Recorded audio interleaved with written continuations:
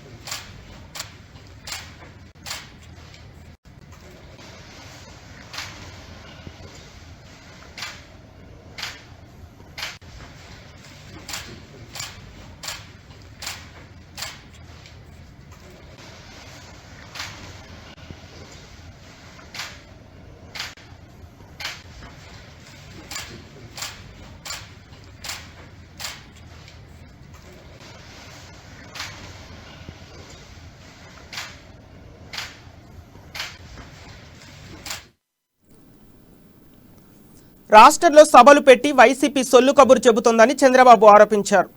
YCP సమావేశాలకు ఎలాంటి అనుమతులు అవసరం లేదు, కానీ ప్రతిపక్ష పార్టీలు సభలు పెడితే మాత్రం అనుమతులు తీసుకోవాలని ఆయన మండిపడ్డారు. కందుకూరు, గుంటూరు సభలో జరిగిన అల్లర్లకు వైసీపీనే కారణమని విమర్శించారు. జీవో నెంబర్ ఎట్టి పరిస్థితిలో సహించరానిదని చంద్రబాబు తెలిపారు. జీవోలు తమకు వర్తిస్తాయి, కానీ వైసీపీకి కాదా అంటూ ఆయన ప్రశ్నించారు. వైసీపీ మాత్రం సభలు, సమావేశాలు, ర్యాలీలు చేస్తోందని ఆగ్రహం వ్యక్తం చేశారు. సినిమా సెలబ్రిటీలు, రాజకీయ నేతల సమావేశాలకు జనాలు రావడం సహజం. లా అండ్ ఆర్డర్ మెయింటైన్ చేయాల్సిన బాధ్యత పోలీసులది, ప్రభుత్వానిది అని చంద్రబాబు స్పష్టం చేశారు.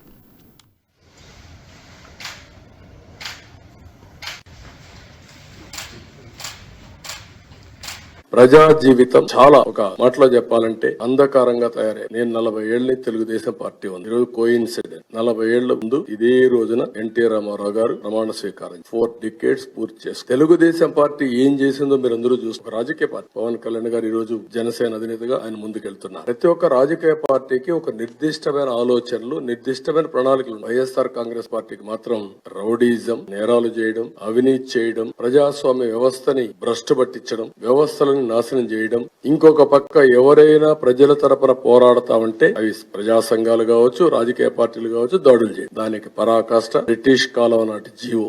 అది ఉందా లేదా ఎవరికి తెలియదు, దానికి చట్టబద్ధత ఉందా కూడా తెలియదు. ఎందుకంటే వాళ్ళు కోట్ చేసినటువంటి రెఫరెన్స్ మీరు చూస్తే ఆ రెఫరెన్స్ ప్రకారం 46 చట్ట ప్రకారం అందులోనే ఉంది. అప్పటికే మెడ్రాస్ ప్రెసిడెన్సీలో ప్రజా జీవితం చాలా ఒక మాటలో చెప్పాలంటే అంధకారంగా తయారై. నేను 40 ఏళ్ళని తెలుగుదేశం పార్టీ ఉంది. ఈరోజు కోయిన్సిడెంట్ 40 ఏళ్ల ముందు ఇదే రోజున ఎన్టీ రామారావు గారు ప్రమాణ స్వీకారం 4 decades పూర్తి చేసి తెలుగుదేశం పార్టీ ఏం చేసిందో మీరు అందరూ చూస్తారు. రాజకీయ పార్టీ పవన్ కళ్యాణ్ గారు ఈ రోజు జనసేన అధినేతగా ఆయన ముందుకెళ్తున్నారు. ప్రతి ఒక్క రాజకీయ పార్టీకి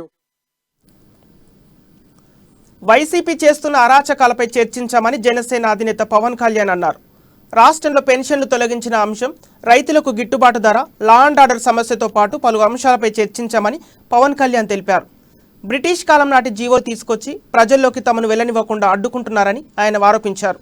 తాను విశాఖ పర్యటనకు వెళ్లిన సమయంలో వెహికల్ కూడా దిగనివ్వలేదని పవన్ కళ్యాణ్ విమర్శించారు.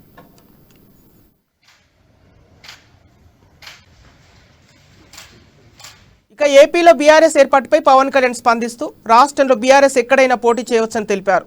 ఎవరు ఎక్కడి నుంచి అయినా పోటీ చేస్తే స్వాగతిస్తామని తెలిపారు. ప్రజా జీవితం చాలా ఒక 100 మంది ఉన్నా ఎక్కువ 10 మంది జనం ఉంటది. పోలీసులతో బాధ్యత. లా అండ్ ఆర్డర్ సిచ్యువేషన్ ఎందుకున్నారు, దేనికనేది పోలీసు యంత్రాంగం చూడాల్సింది. అలాగే ఇన్ని వేల మంది వస్తున్నప్పుడు పోలీస్ ఎనీ పొలిటికల్ పార్టీ ఎవరైనా సరే మేము పోలీస్ పర్మిషన్ పెడతాం. ఇంతమంది వస్తున్నాం, ఇంతమంది గుమిగూడుతున్నాం, మేము ఇంతమంది మా మీటింగ్ వస్తున్నారు, మీరు చూసుకోవాలి అని. వాళ్ళు పోలీస్ ప్రొటెక్షన్ ఇవ్వకపోతే ఏం చేస్తాం? మా బాధ్యత యాజ్ అ పొలిటికల్ పార్టీగా మేము అవేర్నెస్ ఇవ్వడం, మాట్లాడటం, తెలియజేయటం, విషయాలు తెలియజేయటం, జరుగుతున్న తప్పులు తెలియజేయటం. అంతేగాని కూర్చోబెట్టి మేము లా అండ్ ఆర్డర్ లాఠీలు కూడా మేమే పట్టుకోవాలా? మా మీటింగ్లకి మేమే లాఠీలు, వాళ్ళ పోలీసులు దేనికి, ప్రభుత్వాలు దేనికి? ఇలాంటి అలాగే రెండో ఇన్సిడెంట్ గుంటూరులో జరిగిన ఇన్సిడెంట్ కూడా చూస్తే నాకు ఒకటే అనిపించింది. ఈ పోలీస్ కనుక నిజంగా నాకు సింపుల్ ఇది లా అండ్ ఆర్డర్ సెక్యూరిటీ ఫెయిల్యూర్ అది ఈ మీటింగ్ సంబంధించి దీంట్లో.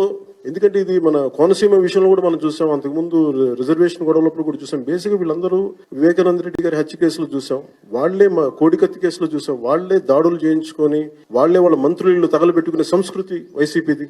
అలాగే దీని వెనక ఖచ్చితంగా కుట్రకోణం ఉంటుంది. ఎందుకంటే కుట్రకోణం అంటే చాలా సింపుల్, దీనికి ఏదో సింపుల్ గా తప్పు జరుగుతున్నప్పుడు పోలీసులు ఇన్యాక్టివ్ గా ఉండి వాళ్ళకి ఏమి పట్టుకు. మరోవైపు చంద్రబాబు పవన్ కళ్యాణ్ భేటీపై వైసీపీ నేత అంబంటి రాంబాబు కౌంటర్ ఇచ్చారు. గంగిరెద్దులు సంక్రాంతికి ఇంటింటికి తిరుగుతాయని, అలాగే చంద్రబాబు ఇంటికి పవన్ కళ్యాణ్ వెళ్లాడని అంబంటి రాంబాబు ఎద్దేవా చేశారు. డూడు బసవన్నల తల ఊపడానికే చంద్రబాబుతో పవన్ కళ్యాణ్ భేటీ అయ్యాడన్నారు. టీడీపీ జనసేన రెండు వేర్వేరు పార్టీలు కాదని ఒకటేనని, టీడీపీని కాపాడేందుకే పుట్టింది జనసేన పార్టీ అని వ్యాఖ్యానించారు. పవన్ మాతోనే ఉండని బీజేపీ అమాయకంగా ఆలోచిస్తుందని అంబంటి రాంబాబు అన్నారు. రాజకీయ పక్షము జనసేన పార్టీ చంద్రబాబు నాయుడు గారి పార్టీని రక్షించడం కోసమే బి టీమ్ గా ఏర్పడినటువంటి పార్టీ పవన్ కళ్యాణ్ గారి పార్టీ. పవన్ కళ్యాణ్ గారు ప్యాకేజ్ తీసుకుని ఎప్పటికప్పుడు చంద్రబాబు నాయుడు గారికి కష్టం వచ్చినప్పుడు రక్షించడానికి ప్రయత్నం చేసేటటువంటి ఒక రాజకీయ పార్టీ అని నమ్మే వారికి ఇది ఆశ్చర్యకరమైన పరిణామం. ఇంతకు ముందు మేము చెప్పలేదా? ఒక విషయాన్ని కూడా చెప్తున్నాం, ఎవరో ఇప్పుడే అంటున్నారు, ఎవరో వాళ్ళిద్దరూ కలిస్తే వైఎస్ఆర్ కాంగ్రెస్ పార్టీకి భయం కలుగుతుందంట. ఇప్పుడు చెప్పాం, మీరు ఈసారి కలిసే వస్తారు. రాజకీయ పక్షము జనసేన పార్టీ చంద్రబాబు నాయుడు గారి పార్టీని